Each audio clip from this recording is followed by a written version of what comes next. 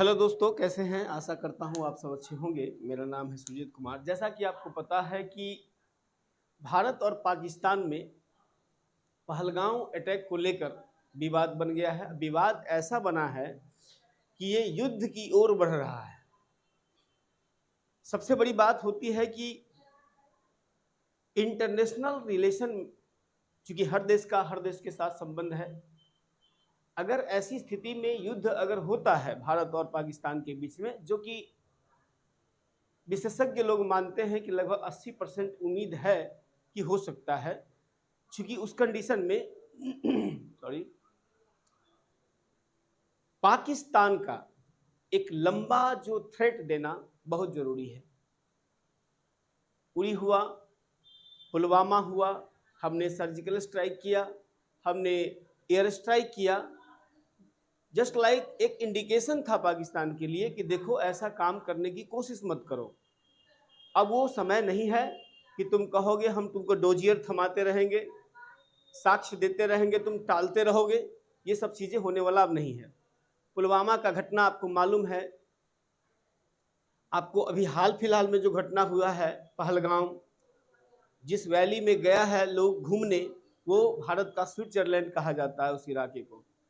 लोग निहत्थे लोग थे बेचारे, वो अपना पर्यटक के रूप में गए थे। बताइए, जिसकी शादी हुई थी 4 दिन बाद वो लोग गया था हनीमून ट्रिप पे, उसका क्या कसूर है? उसके सामने में उसके हस्बैंड को मार दिया और कहा कि जाओ मोदी को कहना, कहा कि हमें भी मार दो। उसकी महिला ने कहा, उसकी पत्नी ने कहा, उसका 3 साल का बेटा उसने भी कहा।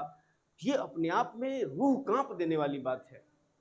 लेकिन वो कह रहा है कि जाओ मोदी को कहना। ये हमारे देश के प्रधानमंत्री को सीधा सीधा चैलेंज है।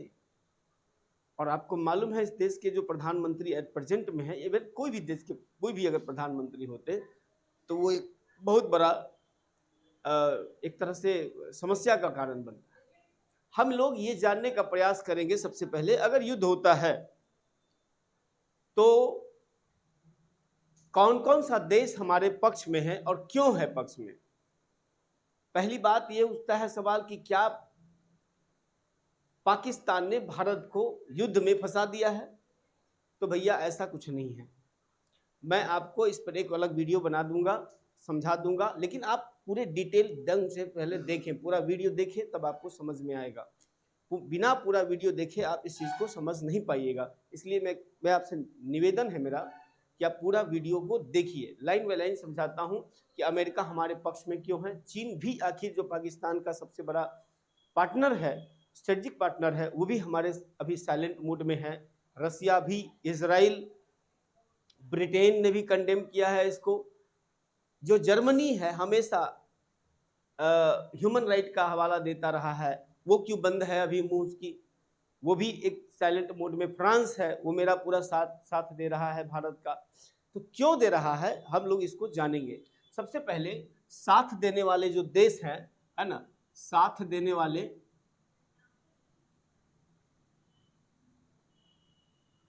देश जो हैं उसको देखते हैं। पहले है अमेरिका। अमेरिका खुल के बोला है, और अमेरिका के जो वहां पे लीडर हैं, बहुत पावरफुल लीडर हैं, तुलसी गबार्ड, उन्होंने साफ साफ कहा है कि पहलगांव में जो अटैक हुआ है वो अटैक एक इस्लामिक अप्रोच के आधार पर, जो जो जो सेंट्रल एशिया में हो रहा है उसके आधार पर वहां पे ये घटना को अंजाम दिया गया है। बताइए, लोगों से पूछ रहा है कि तुम हिंदू हो कि मुस्लिम हो? अगर मुस्लिम हो तो कलमा पढ़ो, हिंदू हो तो, अगर झूठ कोई बोल रहा है जान बचाने के लिए, उससे पूछा कलमा पढ़ो, इबादत क्या, या इसका पूरा जो प्रैक्टिस है उस प्रैक्टिस के बारे में जानने की कोशिश कर रहा है। तो ये इसको लेकर ट्रंप प्रशासन जो है, खासकर ट्रंप प्रशासन ने इस्लामिक जो उग्रवाद है उसके खिलाफ उनका सख्त कदम रहा है। अमेरिका ने भारत का जमकर अभी तक समर्थन किया है। कारण उसका समझ लीजिए, अमेरिका के समर्थन का कारण क्या है, इसको समझने की कोशिश कीजिए, है ना। अमेरिका जानता है कि भारत जो है वो दक्षिण एशिया में एक बहुत बड़ा शक्ति है ना। इसके पास मैन पावर भी है, इसके पास रिसोर्सेज भी हैं। अभी वर्तमान में लीडरशिप है वो काफी स्ट्रांग है। अमेरिका को चाइना से नफरत है। है ना, नफरत सी हो गई है। एक समय में तो बहुत बड़ा दोस्त था वो, नफरत सी हो गई है। तो जानता है कि अगर भारत को साथ नहीं देंगे तो चीन आगे बढ़ जाएगा, और चीन को कंट्रोल करना अमेरिका के लिए बहुत जरूरी है, और चीन तभी कंट्रोल होगा जब तक कि वो भारत का साथ नहीं देगा। पहला बात। दूसरा बात कि टेररिस्ट को लेकर, है ना, या फिर आप आतंकवाद को लेकर अमेरिका की जो पॉलिसी है, खासकर ट्रंप प्रशासन की पॉलिसी है, वो बहुत ही स्ट्रांग है और किसी भी कीमत पर समझौता नहीं करना चाहता है वो। ठीक है, क्योंकि किसी भी देश के डेवलपमेंट के लिए पीस एंड प्रॉस्पेरिटी का होना बहुत जरूरी है। पीस मतलब शांति और सद्भाव का होना बहुत जरूरी है। जब तक शांति नहीं होगी आपके देश में डेवलपमेंट नहीं होगा, विकास नहीं होगा, क्योंकि इन्वेस्टमेंट ही नहीं आएगा। इसलिए भारत सरकार का पूरा फोकस था कि हम शांति स्थापित करें। अमेरिका भारत के साथ इसीलिए है क्योंकि चीन को बैलेंस बनाना है। दूसरा कि वो आतंकवाद के खिलाफ उसका सख्त कदम हाल फिलहाल में देखने को मिला है। इसके बाद भैया अमेरिका के बाद जो सबसे बड़ा आता है, जो भारत का सबसे बड़ा पार्टनर है ना, जो रूस है, उसने भी भारत का खुल के समर्थन किया है। आपको मालूम है 71 के युद्ध में भी रूस ने हमें काफी मदद किया था। इस कंडीशन में भी रूस के जो प्रेसिडेंट है पुतिन, उन्होंने भी खुल के बात किया है कि भाई हम भारत के साथ हैं। इस घटना का हम पुरजोर तरीके से निंदा करते हैं। सरगेई लावरोव जो वहाँ के विदेश मंत्री हैं, है ना, उनसे भी बात हुआ है। हमारे एस जयशंकर ने बात किया और सारी बातें बताई गई है। आज का खबर है सऊदी अरब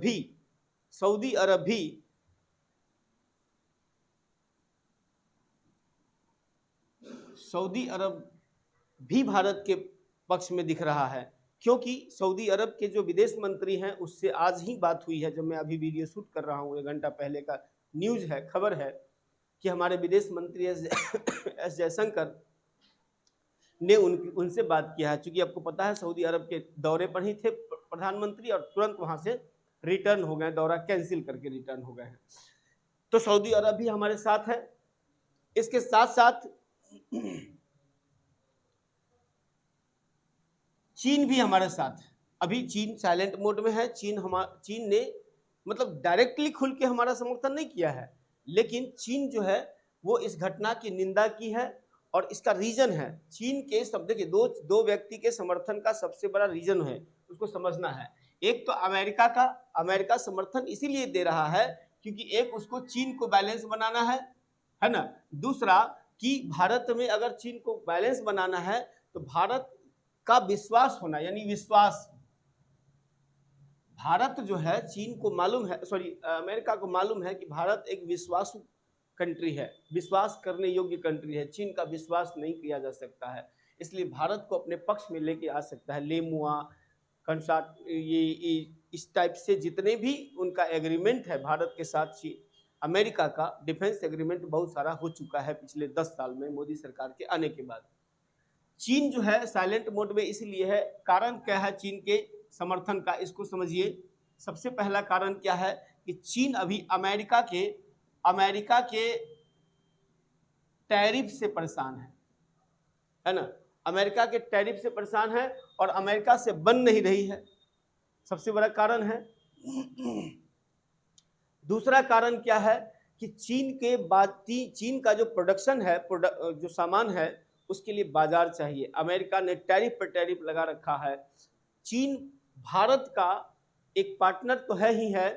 भारत और चीन एक ऐसे ग्रुप में शामिल है जिसका अपना इकोनॉमिक महत्व है, उसका नाम है ब्रिक्स, है ना। अगर भारत ब्रिक्स से निकल जाता है तो ब्रिक्स ही रह जाएगा, उसका कोई अस्तित्व नहीं रह जाएगा। कि भारत बहुत बड़ी इकोनॉमी और बहुत बड़ा मैन पावर है इसके पास, बाजार है इसके पास, इसलिए आर्थिक डर है चीन के पास, जिसके कारण ये दूसरा बात रणनीतिक डर भी है। रणनीतिक डर भी है क्योंकि अगर चीन हमारा साथ या साइलेंट मोड में, देखिए अगर आपका पड़ोसी आपका साथ नहीं भी दे रहा है, अगर वो साइलेंट मोड में है, तो समझिए आप कि साइलेंट होते हुए भी वो हमारा मदद कर रहा है। ठीक है, इस चीज को समझिए। इसलिए चीन के पास मजबूरी है समर्थन देना। इसके अलावा एक चीज और समझिए आप कि जितने भी ब्रिटेन ने भी इसको कंडेम किया है, ब्रिटेन ने भी इस घटना की निंदा की है।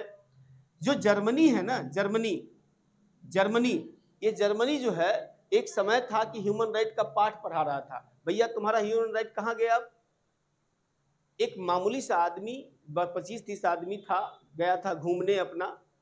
भाई हमारे देश में है, हमारे देश का स्वर्ग कहा जाता है कश्मीर को। वो जो वैली है, वो वैली भारत का स्विट्जरलैंड कहा जाता है जहां ये घटना हुई है। क्यों ना हम अपने देश में जाए, हम तुमसे परमिशन लेके जाएं? हैं? अगर वहां घटना हुई है, इतने निर्दोष लोगों को मारा गया, बच्चों के सामने उसके बाप को मारा गया, पत्नी के सामने उसके पति को मारा गया है, माँ के सामने उसके बेटा को मारा गया, तुम्हारा ह्यूमन राइट कहाँ गया? अभी तुम जो चिचियाते हो बिना मतलब का। ह्यूमन राइट पक्षपात थोड़ी ना होता है। ये हो गया। अन्य बहुत सारे देश हैं जो उसका समर्थन किया। पाकिस्तान के फेवर में कौन है इसको समझिए। तुर्की है। हालांकि तुर्की ने अभी कुछ नहीं बोला है, साइलेंट मोड में है, लेकिन उसका झुकाव पाकिस्तान की ओर है। हमास मॉडल जो है इस घटना में देखने को मिला है। हमास के जो लोग हैं, उग्रवादी लोग, वो क्या किया है कि वो जो इजराइल के साथ उसका जो कॉन्फ्लिक्ट होता है, तो उसमें भी वो पूरी तरह से इसी प्रकार का विचार अपनाता है, इसी प्रकार का आइडियोलॉजी अपनाता है। तुम क्या कर रहे हो? भारत को इजराइल वाला मॉडल क्यों नहीं अपनाना चाहिए? बिल्कुल अपनाना चाहिए। इजराइल का जो खुफिया एजेंसी है ना, बहुत खतरनाक है और वो आराम से अपने मिशन को अंजाम देता है। भारत के प्रधानमंत्री का अभी जो बिहार में मधुबनी में जो स्पीच हुआ था, उन्होंने बहुत ही क्लियर कर दिया है कि अब आतंक के सरगना को, उनको पनाह देने वालों को, उनको संरक्षण देने वाले को, फंडिंग इत्यादि सब पर पूरी तरह समाप्ति का दौर होगा। मतलब प्रधानमंत्री अगर बोल रहे हैं तो आप समझ लीजिए इतना आसान नहीं है कि वो ऐसे ही बोल रहे हैं। नेता जो प्रधानमंत्री अभी है हमारे देश का, या किसी भी देश के जो प्रधानमंत्री होते हैं, उनके बात में वजन होता है ना। एक होता है कि बोलने के लिए बोल दिए, लेकिन हमको नहीं लगता है, पिछला अगर ट्रैक रिकॉर्ड मोदी जी का देखा जाए तो वो कुछ न कुछ बड़ा करने की सोच रहे हैं। जरूरी नहीं है कि 2-4 दिन में ही हो जाए, थोड़ा समय लग सकता है, लेकिन होगा, ये बात आप समझ लीजिए। इसके साथ साथ जो मुद्दा आता है अब यूनाइटेड नेशन का आता है, ठीक है। यूनाइटेड नेशन का यानी संयुक्त राष्ट्र का आता है। संयुक्त राष्ट्र का जो ऑर्गेनाइजेशन है, आपको मालूम है, वैश्विक ऑर्गेनाइजेशन है। 193 देश इसके सदस्य हैं। एंटोनियो गुटेरेस ने ये बात कहा है कि भारत ने इंडस वाटर ट्रीटी को तत्काल प्रभाव से समाप्त कर दिया है। अब सवाल उठता है कि पानी जो पाकिस्तान में जा रहा है, पाकिस्तान की एग्रीकल्चर का 93%, 92%, राउंड फिगर में आप 90% मान के चलिए, 90% जो पानी है वो इंडस वाटर से होता है। दोनों देश के बीच में एग्रीमेंट 1960 में बना। 60 में इसीलिए बना था, वर्ल्ड बैंक का इन्वॉल्वमेंट है उसमें, है ना। और उसमें एग्रीमेंट इसीलिए बना कि भाई आपस में प्रॉस्पेरिटी, ठीक है यार, जो हो गया सो बात खत्म करो, अब आगे चलते हैं, मिलजुल के रहेंगे, पानी है, मानवता की बात है, तो चलो उसमें हम आगे बढ़ते हैं। ये सारी चीजें उस समय हुई थी। लेकिन एक चीज ध्यान रखना होगा कि कोई भी समझौता, कोई भी एग्रीमेंट तभी होता है जब हम आपस में एक दूसरे का सम्मान करें। जब एक दूसरे का सम्मान नहीं कीजिएगा तो एग्रीमेंट, वो समझौता का कोई अस्तित्व नहीं रहता है।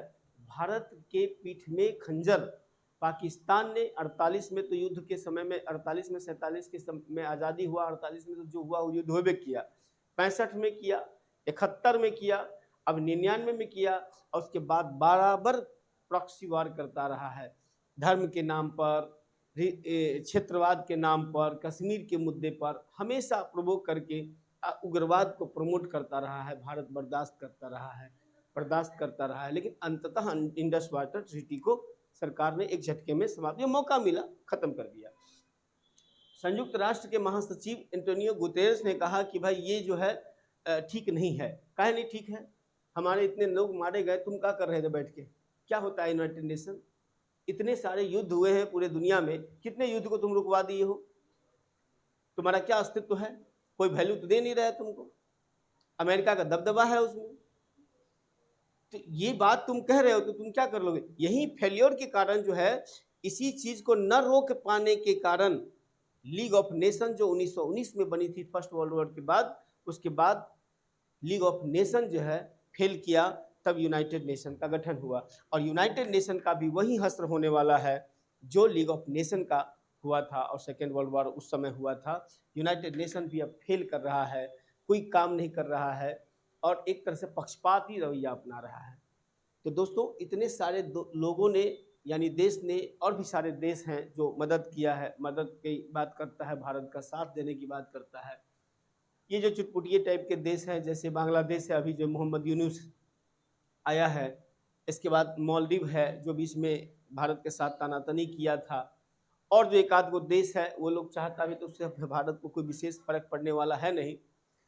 भारत को समर्थन जो दुनिया की सबसे महाशक्ति है अमेरिका, वो दे रहा है, रूस दे रहा है, चीन भी एक शक्ति है, उसके बावजूद भी वो साइलेंट मोड में है। साइलेंट मोड में रहना भी अपने आप में समर्थन एक तरह से इनडायरेक्टली है। ऐसी कंडीशन में दुनिया और से कोई मतलब नहीं है, ये शक्तियां हमारे साथ है। 1971 के युद्ध में तो कोई नहीं था साथ में, फिर भी हमने युद्ध जीता, पाकिस्तान के 2 टुकड़े किए, आज तो दुनिया हमारे साथ है। तो क्या कहना है? न्यूक्लियर वेपन की बात है, न्यूक्लियर तुम्हारे पास है तो हमारे पास भी तो है। तुम्हारे पास जो न्यूक्लियर वेपन है उससे कई गुना ज़्यादा पावर है हमारे पास न्यूक्लियर वेपन का। तुम एक वेपन चलाओ, हमारे पास एंटी मिसाइल डिफेंस सिस्टम है, हो सकता है कि वो तुम्हारा मिसाइल जो न्यूक्लियर मिसाइल है वो तुम्हारे ही देश में गिरा दें हम तोड़ ताड़ के, है ना, ब्लास्ट करके। लेकिन जब भारत का न्यूक्लियर मिसाइल जाएगा फिर समझना तुम्हारे बस की बात नहीं है ट्रैक करना उसको, वो खतरनाक हो गया है। और ऐसा पूरा मतलब समझो कि पाकिस्तान बर्बाद हो जाएगा, उसका नामो निशान खत्म हो सकता है। लेकिन भारत को कुछ होगा कि नहीं होगा ये तो संभव नहीं है। हालांकि यूक्रेन रूस इतने दिन से लड़ रहा है, न्यूक्लियर मिसाइल को टच नहीं किया है। इतना आसान नहीं है न्यूक्लियर मिसाइल। जब युद्ध होगा अमेरिका नज़र बना के रहेगा कि तुम क्या कर रहे हो। भारत एक रिस्पॉन्सिबल राष्ट्र है, इसलिए ये पहला कदम कभी नहीं उठाएगा। लेकिन कदम वो अगर उठाता है तो अमेरिका ने नज़र बनाए रखना है उस पर। अमेरिका सारी चीज़ देख रहा है सैटेलाइट से बैठ के। आपको क्या लगता है? अमेरिका ने यहाँ तक कहा है इंटेलिजेंस इनपुट भी हम शेयर करेंगे। इजराइल पूरा समर्थन करने के लिए तैयार हो गया। इजराइल कहता है जो भी टेक्नोलॉजी, आयरन डोम टेक्नोलॉजी है इजराइल के पास, एक भी हमास पैलेस्टीन एक भी जितना भी मारता है मिसाइल को गिरने नहीं देता अपने यहाँ, सबको रास्ते में ध्वस्त कर देता है, उसी के इलाके में ध्वस्त कर देता है। अब सोचो कि उसके पास टेक्नोलॉजी तो है। तो ये सब चीज़ें हैं। हम कोशिश करेंगे कि इंडस वाटर ट्रीटी वाला जो वीडियो है मैंने ऑलरेडी डाला है, आप देखिएगा उसको। इंडस वाटर ट्रीटी का तत्काल प्रभाव तो नहीं होगा, लेकिन सरकार ने स्ट्रेटजी बनाई है 3 स्टेप, 3 स्तर से इंडस वाटर ट्रीटी को हम मतलब इंडस वाटर ट्रीटी तो हम खत्म कर दिए हैं। तो इंडस वाटर को रोकने के लिए, सिंधु नदी के जल को रोकने के लिए 3 स्टेज सरकार ने बनाए हैं कि आने वाले समय में 3 स्टेज में हम इंडस जो वाटर है उसको हम पूरी तरह से ब्रेक कर दें। इसके लिए कई सारी योजनाओं पे काम है, मैं उस सबकी चर्चा करूंगा आपके साथ। तब तक बने रहिएगा।